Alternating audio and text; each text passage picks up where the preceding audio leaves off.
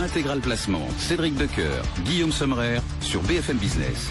Et vos placements, ils passent aussi par la fiscalité, par exemple. Bonjour Olivier Brunet. Bonjour. Vous êtes rédacteur en chef de toutsurmesfinances.com et aujourd'hui, on va parler de la fiscalité des ménages puisque on a largement évoqué les assises qui se tiennent en ce moment.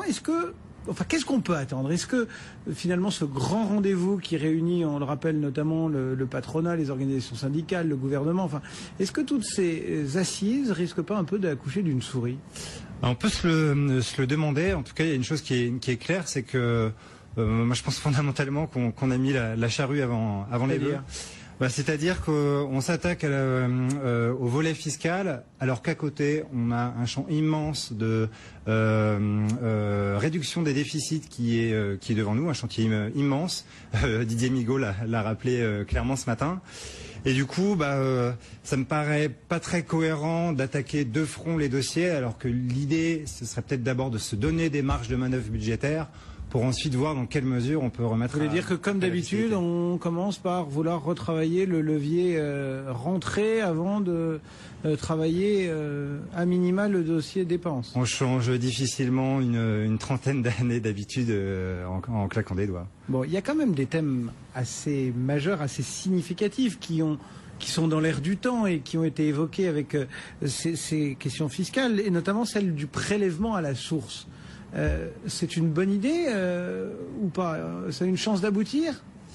Une chance d'aboutir, je sais pas, mais il y a du pour et du contre. Côté pour, clairement, il y a un problème de complexité de l'impôt. Thierry Breton nous disait, quand j'ai quitté Bercy, tout était prêt, il n'y avait plus qu'à cliquer. C'est un petit peu plus compliqué que ça. Bon, on va aborder le contre, je vois que ça vous intéresse plus.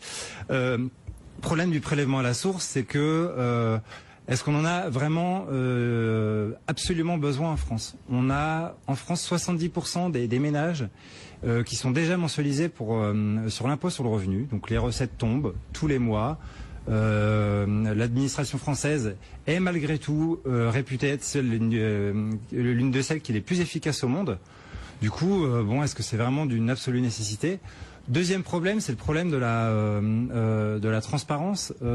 Est-ce que tout le monde va accepter que son employeur connaisse la transparence, connaisse sa situation fiscale personnelle?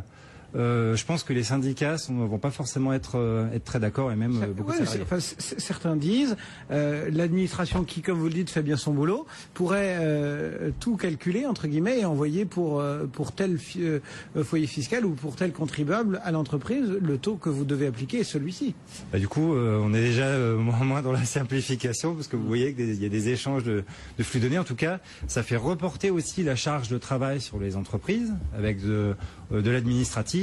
Est-ce que c'est le bon moment pour le faire? On peut se poser la question. Un prélèvement à la source, à qui profiterait-il prioritairement? Alors, qui en tirerait le plus de bénéfices? Il y a quand même une population qui peut directement bénéficier de cette mesure. C'est toutes les personnes qui voient leur situation fiscale évoluer, on va dire, dramatiquement, en tout cas de façon négative. Et oui, ça arrive. Vous touchez des revenus en 2013, vous êtes salarié.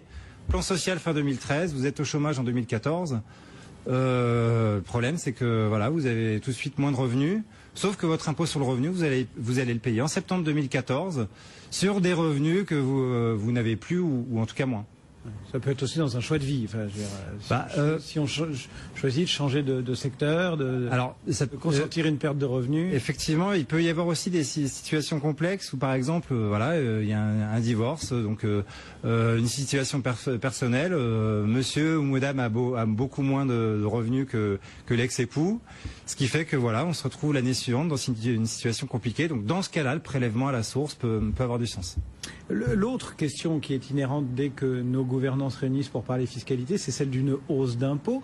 On nous a promis de la stabilité, voire des baisses d'impôts à horizon plus ou moins long. Est-ce qu'on peut y croire ou est-ce qu'il faut redouter une hausse des prélèvements? On a notamment cette histoire de taxe d'habitation, de CSG déductible, tout ça qui bouillonne un peu dans ce chantier de la fiscalité, non? Alors j'ai envie de vous répondre oui et non à la fois. Encore. Alors allons-y, les oui et les non. Globalement, au niveau macroéconomique, de toute façon on l'a bien vu, la France n'a plus aucune marge de manœuvre pour augmenter les impôts. Donc là, non, on ne pourra pas aller plus loin. Sauf que à l'intérieur de cette masse, on peut difficilement imaginer qu'il n'y ait pas de redistribution. Vu la façon dont en tout cas l'impôt est construit, vous faisiez référence à la CSG déductible, ça bénéficie mécaniquement aux personnes qui sont dans les tranches supérieures de l'impôt sur le revenu. Si on coupe ça, automatiquement, ces personnes-là vont se retrouver lésées et payer par voie de conséquence davantage d'impôts. Donc, pas d'augmentation au global, mais des mouvements qui pourraient quand même constituer des augmentations d'impôts. Qu'est-ce que ça va changer pour les tout prochains mois, pour 2014 par exemple? Pas grand-chose. Bon. On est à peu près tranquille. On est à peu près tranquille, oui et non. Faut pas oublier qu'on a quand même quelques mesures fiscales contenues dans la loi de finances. Mais tout est déjà acté. Il n'y aura pas de mauvaise surprise a priori. Dans le cadre des assises de la fiscalité, je vois pas ce qui pourrait techniquement ce qui pourrait rentrer en vigueur dès 2014. Rendez-vous dans un an. Bon, et ben voilà, on est à peu près tranquille donc pour ces quelques semaines et mois à venir. Merci beaucoup Olivier Brunet pour tout sur mesfinances.com. Vous restez avec nous Olivier. Bien sûr. Avec votre complicité, on répond tout à l'heure aux questions de nos auditeurs.